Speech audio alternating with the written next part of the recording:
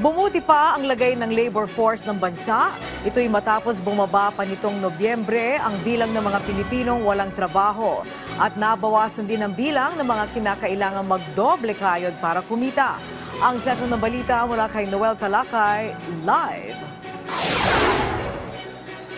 Angelique, tumaas ng mahigit 1 milyon na bilang ng mga Pilipino ang nagkaroon ng trabaho noong November 2024.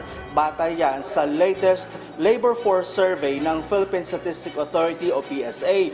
Lumabas din sa survey, Angelique, na nadagdagan din yung mga Pilipinong nagtatrabaho na nasa classification ng wages and salary workers.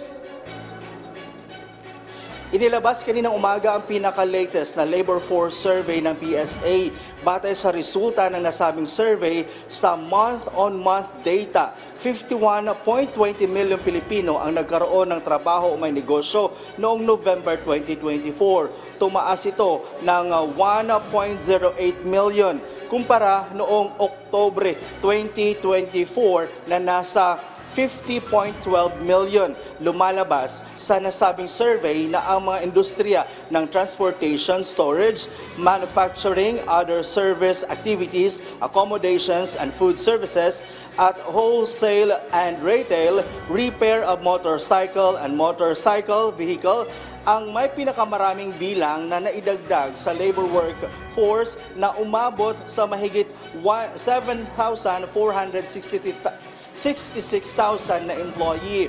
Ayon din sa survey, mas dumami rin ang mga Pinoy na nagkaroon ng trabaho na nasa wage and salary workers class. 31.63 million Pinoy ang nasa ilalim ng nasabing classification ng trabaho noong November 2024, habang 30.73 million lang noong October 2024. Ayon pa sa PSA, ang wage and salary worker class ay isang good quality job para sa mga manggagawa dahil regular at minimum ang sahod at may mga benepisyo pa. Kikita naman natin na may mga subsectors tayo dito sa ating industry na tumataas yung ating number of employed persons. Usually last quarter, yung 3 buwan na yan, may mga pagtaas tayo doon sa accommodation services, restaurants, and of course yung mga key inputs nito like food products. Angelique, ayon sa PSA, ginawa ang survey noong November 8 hanggang November 28, 2024. Mahigit 31,000 na mga Pilipino na may edad 15 years old pataas ang nakiisa sa nasabing survey. At alam mo ba, Angelique, bumaba naman ang unemployment rate sa mahigit 300,000 na mga Pilipino ang nasa ilalim ng underemployment rate. At ganun din ang underemployment na bumaba rin sa mahigit 700,000 na mga Pilipino. Angelique? Okay, maraming salamat sa iyo, Noel Talakay.